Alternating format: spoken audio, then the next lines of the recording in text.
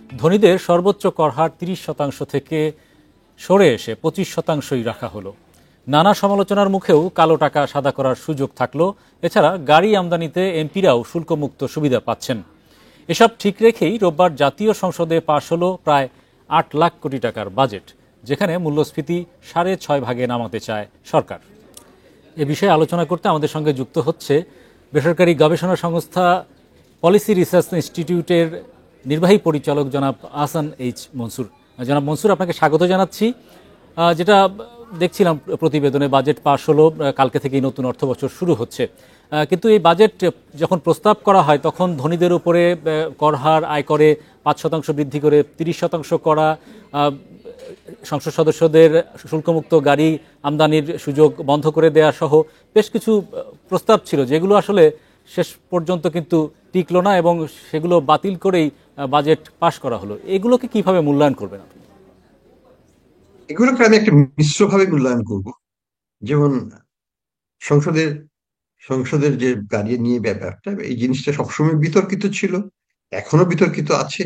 এবং আমি মনে করি যে কেয়ারটেকার সরকারের সময় এটাকে তুলে দেওয়া হয়েছিল অর্ডিন্যান্স করে, কিন্তু পরে সেটা যখনই পার্লামেন্ট বসলো দেখা গেল সব বিএনপি আওয়ামী লীগ সব এক হয়ে ধনী ভোটে সেটাকে আবার রিইনস্টেট করে ফেললো।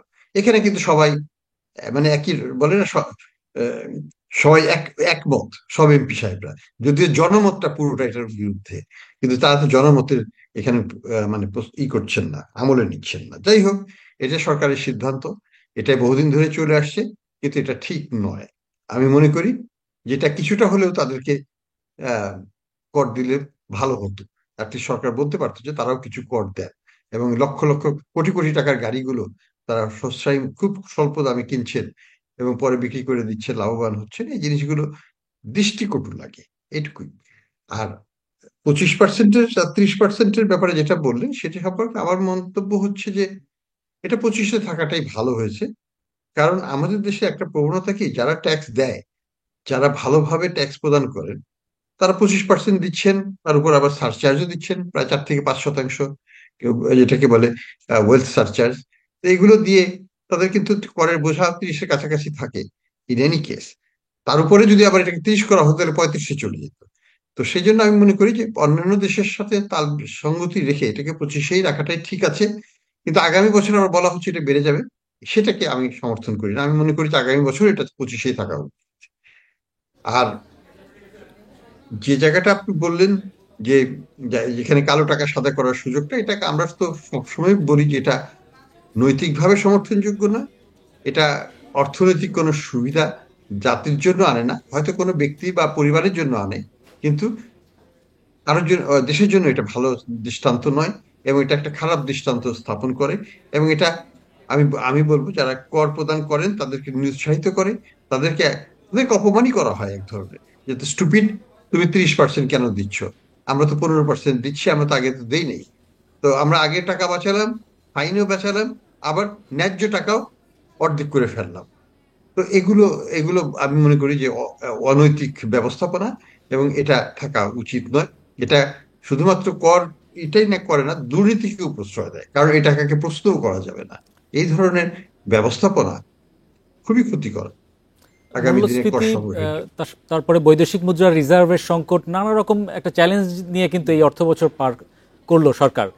আগামী অর্থ বছরে যে রকম নীতি গ্রহণ করা হয়েছে তা মূল্যস্ফীতি সহ বিভিন্ন যে চ্যালেঞ্জ অর্থনীতিতে এখনো বিদ্যমান, সেগুলো মোকাবেলার জন্য কতটুকু যথেষ্ট বলে মনে করছেন? আমি মনে করি যে মনিটারি পলিসি এই মুহূর্তে আনটিল মে, জুনের ডাটা তো আমরা পাইনি, আনটিল মে মাস পর্যন্ত সরকার এবং বাংলাদেশ ব্যাংক মনিটারি পলিসিটাকে যথেষ্ট সংকুচিত অবস্থায় রেখেছে। মানি খুব টাইট হয়ে গেছে বাজারে, ইন্টারেস্ট রেট তারা ছেড়ে দিয়েছেন, 9.6 থেকে বের হয়ে আসছে। স্মার্ট একটা সিস্টেম চালু করার কথা ছিল, সেটা থেকেও বের হয়ে আসছেন, সেটা দুইটাই ভালো পদক্ষেপ। এটার ফলে এক্সচেঞ্জ রেটটা এখন একটা স্টেবিলাইজড আছে এবং একটা বাজার ভিত্তিকই আছে মোটামুটি। এইভাবে এটাকে চলতে দিতে হবে। এবং এই টাইট মনিটারি পলিসি যদি ধরে রাখতে পারে, তাহলে ইনফ্লেশন হয়তো 6 থেকে 9 মাসের মধ্যেই, 9 মাস বা 10 মাস পরে আমরা হয়তো এটাকে দ্রুত কমতে দেখব। এবং 6.5% এন্ড পয়েন্টে, মানে জুন জুন মাসের পয়েন্ট টু পয়েন্ট 6.5 হওয়াটা অসম্ভব কিছু নয়, খুবই সম্ভব। তবে এখানে একটা বড় তবে আছে, সরকারের ব্যয় মেটানোর জন্য টাকা ছাপানো যাবে না। এটা 1 নম্বর।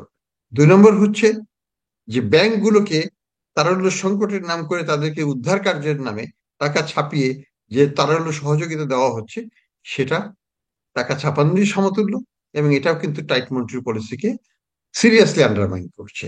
এই দুটো জায়গা থেকে সরকারকে এবং বাংলাদেশ ব্যাংকে সরে আসতে হবে, তাহলেই আমরা মূল্যস্ফীতিকে কমতে দেখবো এবং ধন্যবাদ জনাব চেঞ্জের হাসান একটু এইস মনসুর স্টেবিলাইজ। আমাদের সঙ্গে যুক্ত হওয়ার জন্য।